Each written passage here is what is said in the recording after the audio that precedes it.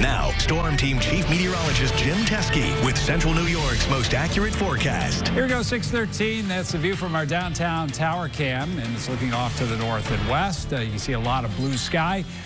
That's a sign of the drier air getting ready to move in. Now, a couple hours ago, we reached our high for the day. As you look at the almanac page, the numbers just came in within the last 15 minutes. 87, that was a high temperature today, 10 degrees above normal. The low this morning was 72, but that likely will not be the low for the day, as I expect our temperatures to go in the 60s before midnight tonight.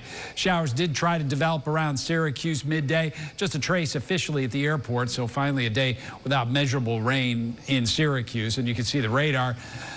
We've got the showers well off to the south and east. Not going to be an issue for us tonight. You know, those dew points a couple days ago were in the low 70s. We were near 70 with the dew point earlier today, upper 60s here through much of the morning. Again, the dew point, a measure of the amount of moisture is. The higher the dew point, the more uncomfortable it feels.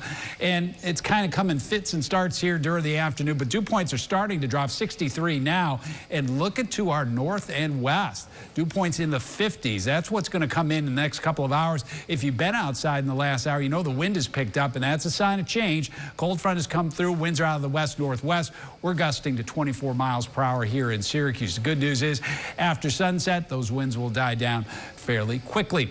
The air behind the cold front, technically, it is cooler, but not by much. Notice the temperatures upper 70s to near 80-degree weather back across the Great Lakes and the Ohio River Valley.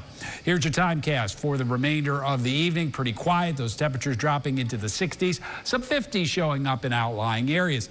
Late tonight, we're starting off in the low 60s here in Syracuse, rising through the mid-60s into the 70s during the rest of the morning with a good deal of sunshine. There may be some fair weather clouds that bubble up during the midday and especially the afternoon, but still will not mar what is a beautiful day and comfortable day. Low 80s for the high. Notice there are a couple of sprinkles across St. Lawrence River Valley late in the day.